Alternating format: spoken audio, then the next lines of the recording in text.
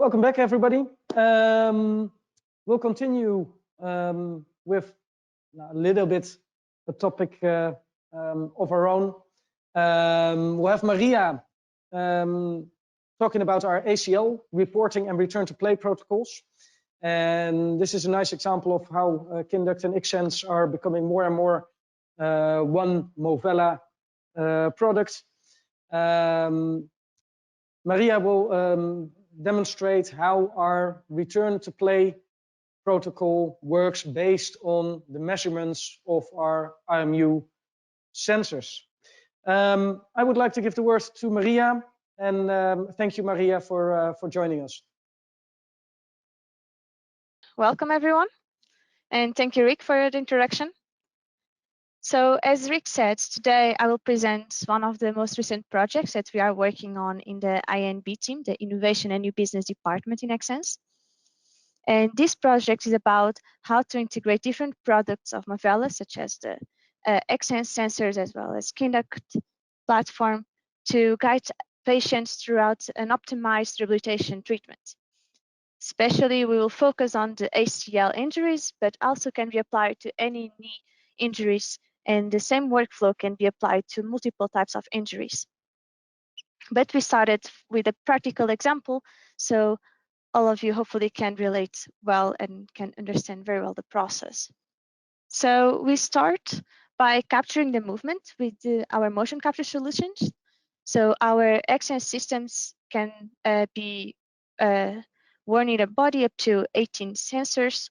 We also, in this protocol, we just use 7 sensors, and with the information from the sensors, we can replicate the movement of someone in the computer. I'll go a bit more in detail on this later.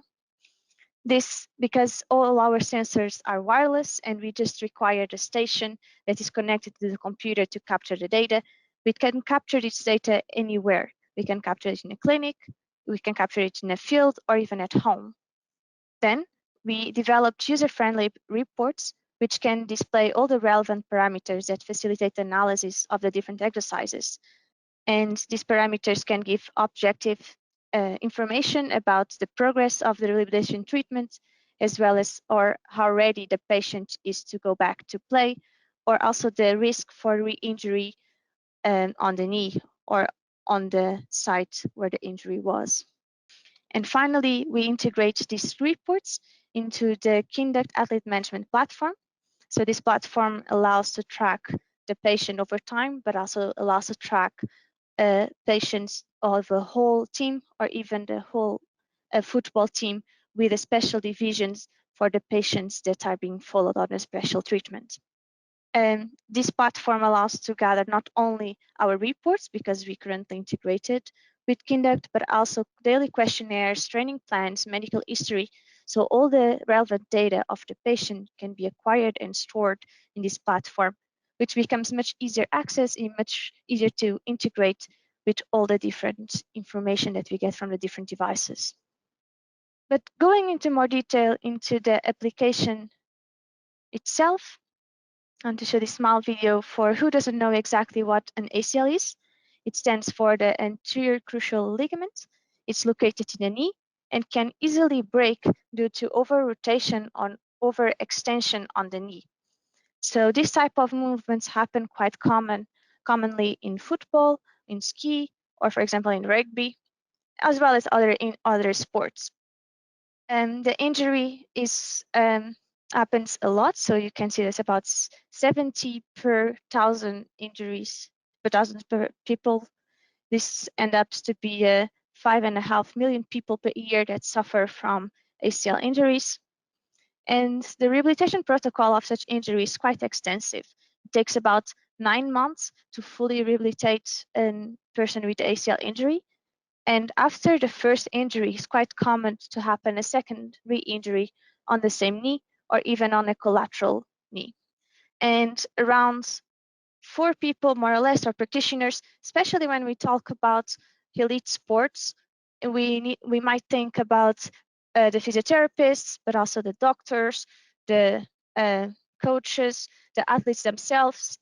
They're really required to communicate well within each other to make sure that the athlete goes back to the field as soon as possible, but also that he's being followed correctly by the specialists, and himself personally is doing fine with all the rehabilitation treatment. So it's important to have this clear for everyone involved, and that's what we also tried to do in this workflow. So a rehabilitation protocol of any injury looks like this. It's divided on different phases of the treatment and is based on the criteria to progress to the next stage of the treatment. So we can start by a pre-surgery phase. Not everyone does this, but it's getting quite common now. So we track what is the baseline of the athletes before it goes into surgery. A lot of questionnaires are asked to the athletes to understand what is the function of the knee then, and how would be it would be a good way to compare during the rehabilitation treatment to that data that was recorded. We can also think about a patient profiling before the whole rehabilitation protocol to have as a guideline. Then after the surgery, the main focus is to control the pain and the swelling, and this is controlled also on this is also focused on controlling and restoring the range of motion of the knee. And once the range of motion is fully obtained on the knee, then we can start to think on walking, on gaining some basic mobility and function in the knee. And then after having a full range of motion, the training is more focused on strength and loading strategies. So we can already see two important exercises or dynamics that are used to assess the progression on the knee. This is walking, so having full range of motion while walking, but also on loading knee strategies, it's performed a lot of jumps. So single hop for distance, triple hop for distance, crossover hop. So there is a collection of jumps that are used currently to assess the function of the knee and loading strategies to understand if the knee is already fully capable of undertaking such stress, or if it still needs to require some training, some preparation before going to the field. And then the later stage of the rehabilitation is really with the athlete in the field or sport-specific training to make sure that the athletes also in the field, not only in the practice, is really able to perform without risk on re-injury the ACL again. So the key points for rehabilitation are qualitative assessments. So we want to reduce the chance of a re-injury afterwards. So it is important that in clinics, there is an objective assessment. So not only a visual or maybe a qualitative assessment by how the patient does an exercise, but it's really important to measure it and to make sure that we are basing our decisions on objective data that we can measure. And more, there is also the aim to personalize the rehabilitation protocols to each individual instead of driving the rehabilitation protocol based on the type of injury.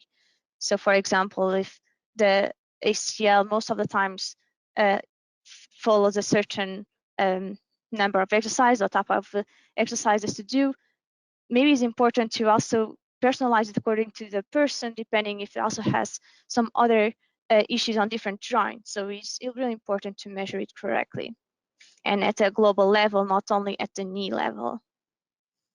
And then tracking the process over time. This is also extremely important to make sure that the athlete is improving every week or every month, and keep the athlete also involved in the process. So to keep his motivation, to provide some feedback about how good he's doing the rehabilitation. It also is important that it keeps his motivation, and some studies also really prove that having the patient involved as much as possible in the treatment helps a lot on how fast and effective the rehabilitation protocol is. And finally, it's also important to have enough tools and easy to use, so the communication between all these practitioners that I talked before are made smoothly and clearly for everyone. So these 4 points were the points that we based ourselves to create this workflow. And as I said, so we start by capturing the movement with Xsens sensors. Then with the sensors that we have, our solution, we can recreate the movement of someone in the computer. You can see the avatar. And then we generate reports out of the data that we get on our MVN software. So our sensors are inertial measurement units. All the technology is based on these three main components: on an accelerometer, a gyroscope, and a magnetometer. And as you might have heard, with the IMU technology, is really important to have an accurate magnetic north detection. And Xsens was able to, a few years ago, have this magnetic immunity. So you really can capture inside or outside and not worried with the environment in which you are in. And then our MVN software is really a powerful engine that allows you to capture all the biomechanic data from all the segments and in different scenarios. You can have differences in height, you can have long distances, and you can record all the data from all the different joint angles and different segments in the body.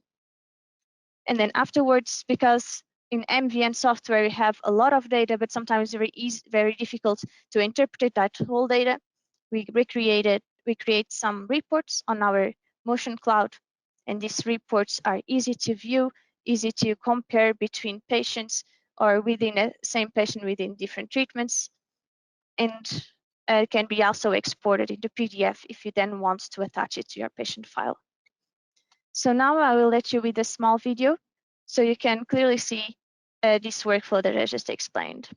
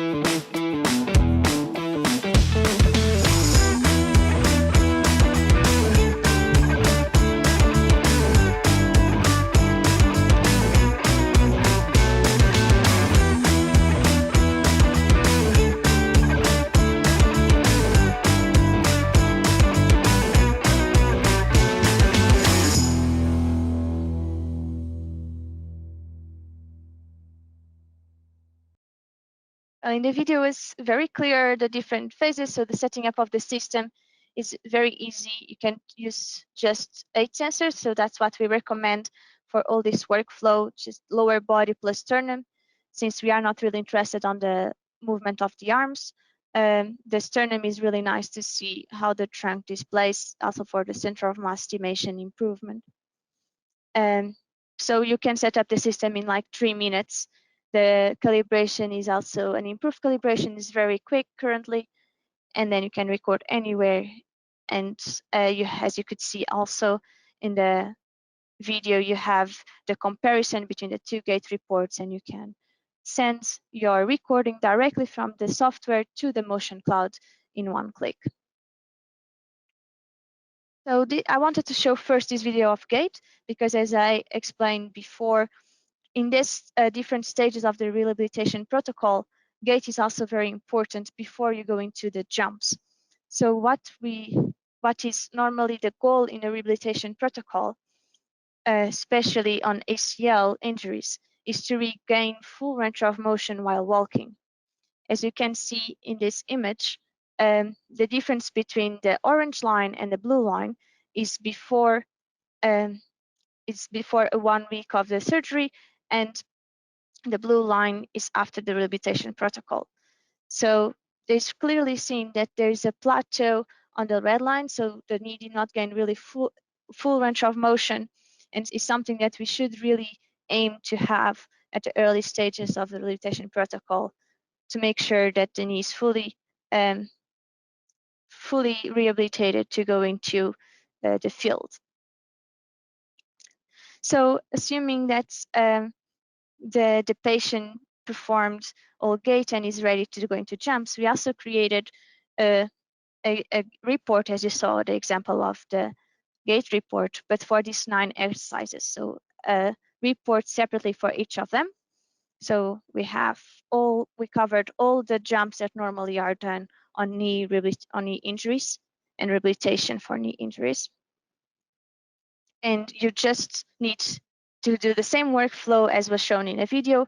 You record with our Xsens sensors, you upload in a motion cloud, and there will be an automatic detection of how many jumps you did with your right and with your left leg.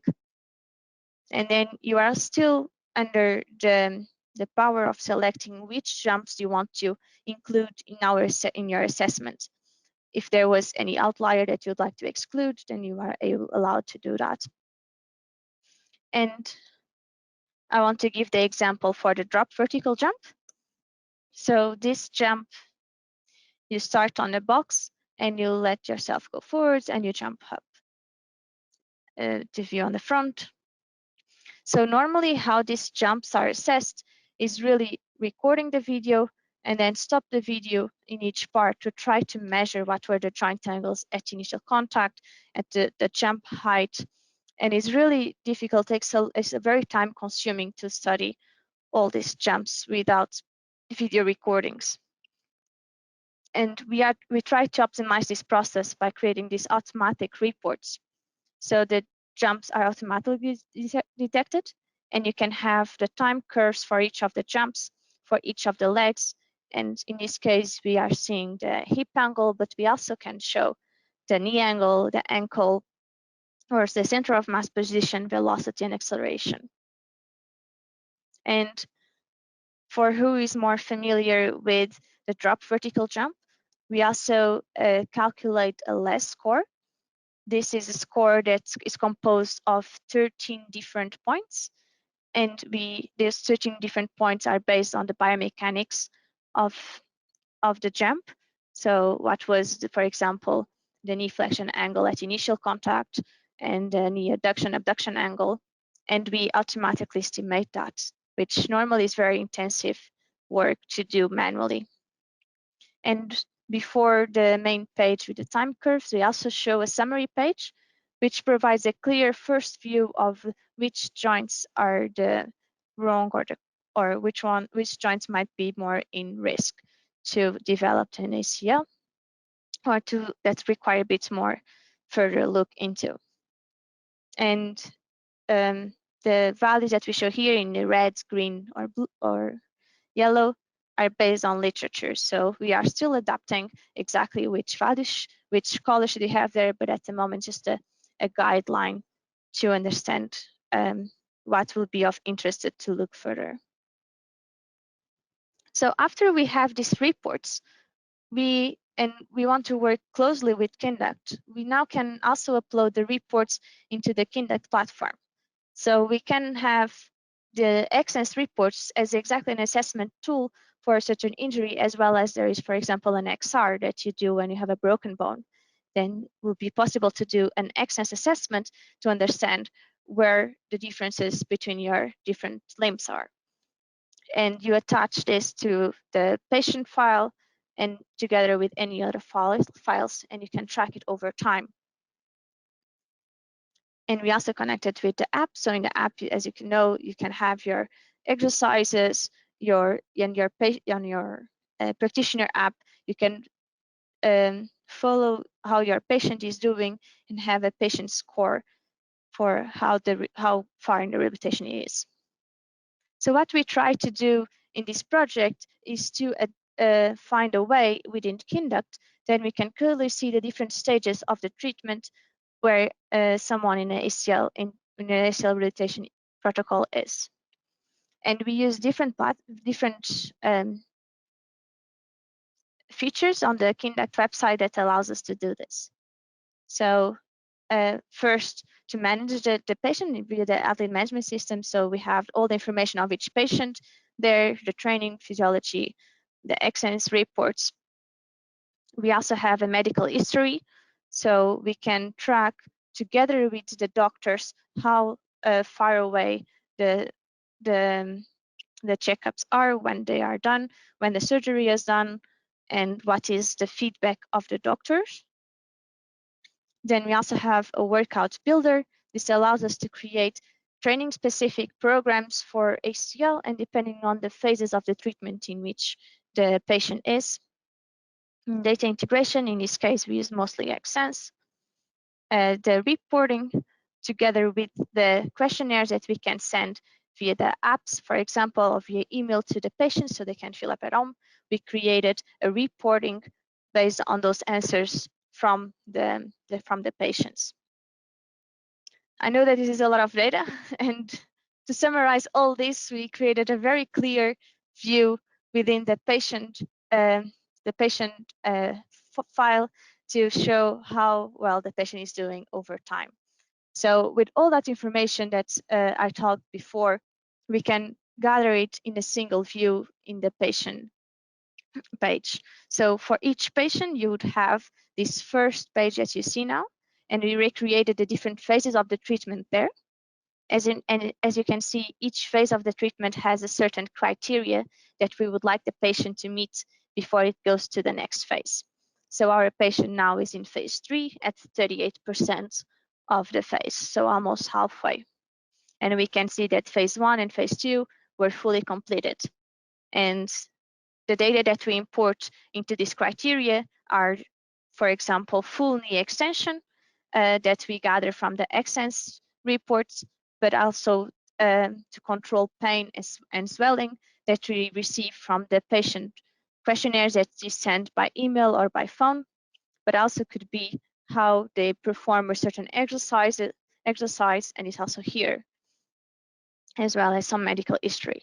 So all the information that we could capture from the patient, we can create this type of workflow that we specify exactly what we want him to meet specific to go to the next phase. So just to show a bit more examples of the different features.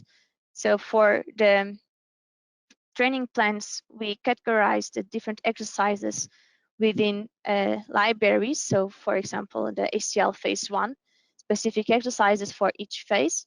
So it's easy to browse which exercises are adequate, or the practitioner could choose to provide to the patient to do at home or in the clinic for each of the phase of the treatment that he is in. And there's also templates for the training program. So every time that you require to do a program for a patient, you can simply fill in the template that already is there. Each exercise has a clear video and explanation that the patient also sees in his app in the phone that is easily to follow during his training programs. Then these are the reports that are filled based on the questionnaires that the patients fill in. Example of questionnaire is the IKDC. This questionnaire is about the function of the knee and how much the patient trusts the knee, how much pain they have, how much locking, but also how good the patient feels climbing stairs or going downstairs, stand up off a chair. And we gather this information over time, as you could see on the bar chart, but also on the radar to see which points are still to be worked on. And these reports can be made patient specifically, or can also be made for the whole team.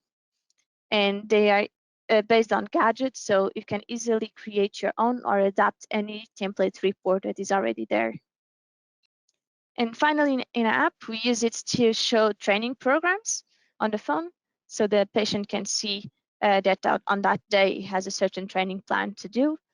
It can also say how well it felt during the training program, or how much pain he had in his knee, if there was swelling or not. And the practitioner will receive a notification if there was a risk score. So if the patient would feel in that he had a lot of pain that day, the practitioner will receive a notification immediately, so it will be able to change the training protocol or do another assessment to make sure that to deal and understand what was wrong with the patient that day.